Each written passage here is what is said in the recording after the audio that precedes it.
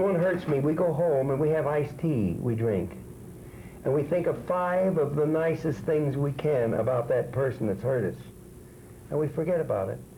If they hurt you again, we again think of 5 of the nicest things we can, eliminating the first 5 nice things.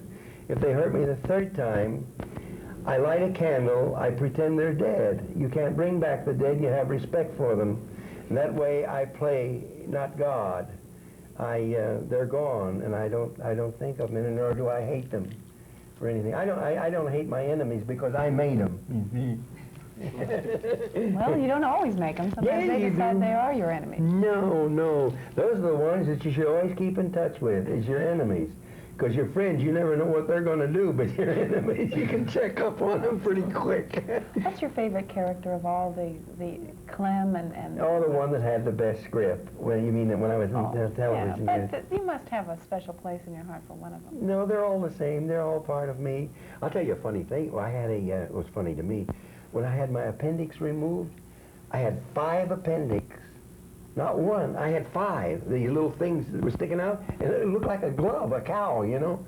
And they said, boy, that's a freakish thing. They've still got it in a bottle down at St. John's Hospital in Santa Monica.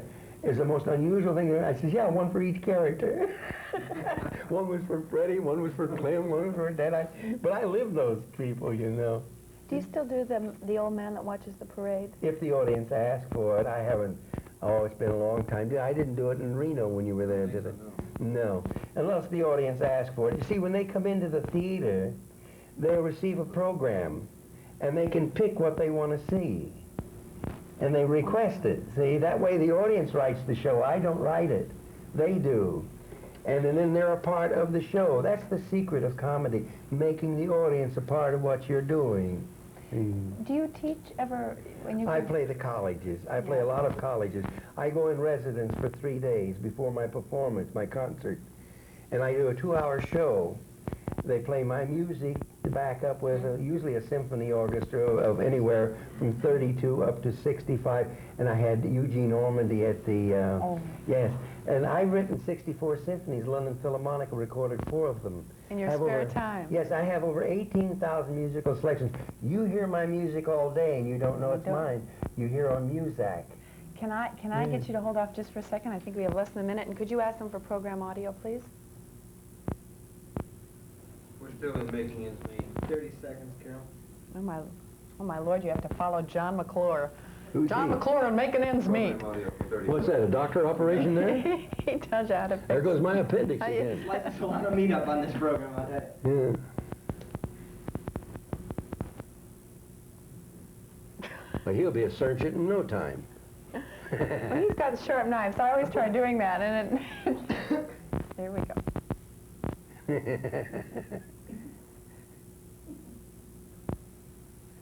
Well, I told you earlier that the man I'm with is the king of American comedy, at least in my eyes, and he said, no, there's about 5,000 other people claiming that title. I'm in 2nd place. You're in 2nd place. Well, who's in 1st? You never... That's what I say, 6,000 others claiming that. All right, I've got it now. This is Red Skelton. I don't think I need to tell you that. Weren't we on a while ago? No. What am I giving you all this stuff for? Now, you're going to ask me the same questions No, I'm again. not. No, I'm not. Yeah, yes, I you are. promise no. I'm going to ask Well, you. they were the best questions. They were? Well, how do you know I haven't saved the best to last? I know, well, you're kind of sneaky looking.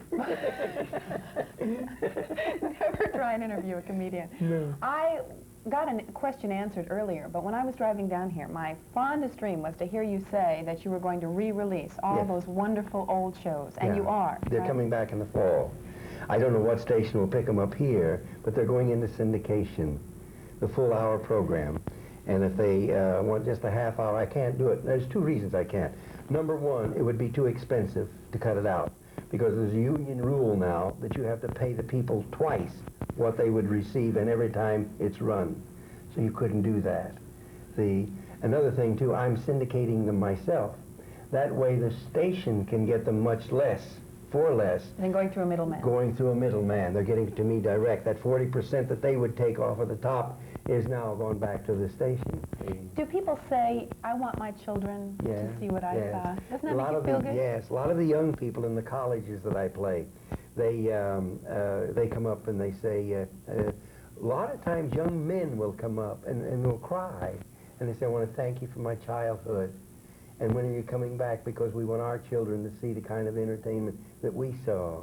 Because I don't, like I was saying a minute ago in the interview in the other room, I don't think anyone should have to pay their money at a box office or bring into your home things that you can read on public walls. Understand? It's not humor. And I don't think you should have to use four-letter words. I think if you're funny, you're funny. And if it's not funny, you had a good time with it anyhow. But you don't need all these other things. We know about sex and all these things, but I don't think they have to keep reminding it of it.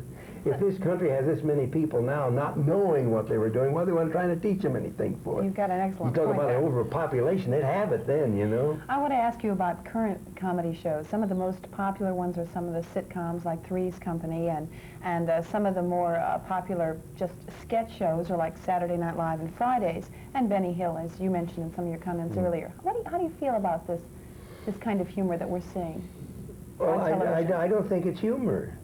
I don't think anytime you tear somebody down with no laugh there or no reason for it, just to say vitriolic things, which is, I've seen Saturday Night Live about 5 times, and just in spots, I shut it off. Because to me, I don't have to clutter up my mind with this stuff. I don't think it's funny. I think what's funny is you take truth. See, humor is truth, and wit is an exaggeration on that truth. So when you take truth and show it, and then add your feelings toward it, then the audience feels the same way, but they're looking for an answer. It's like with Johnny Carson, he's on every night.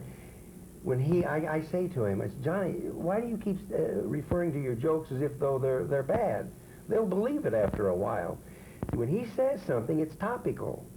And these people are trying to remember what he said, and they hope that the people at the office didn't see the show that night so they can repeat it. Because we're all looking for an outlet to vent our feelings when something tragic happens. What can we say to relieve that tension? So that's what comedy is. We just have about 20 seconds. Oh. Did you ever regret being a funny man as opposed to a I never dramatic knew actor? it. No, I never knew. I can play both. As a matter of fact, I did the Big Slide. But did you ever regret? No, I don't know what I'm doing now.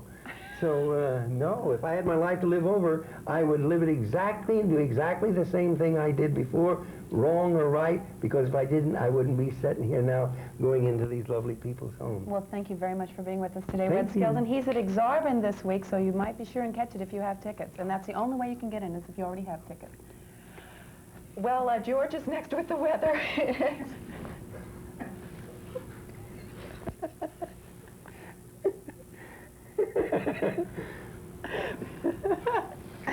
I hate being upstaged. I didn't upstage you, did I? Well, that's not upstaging. You know what upstaging is, don't you? What? That's when a guy gets right in back of you and, well, things that they do, like, well, you were talking, I do this.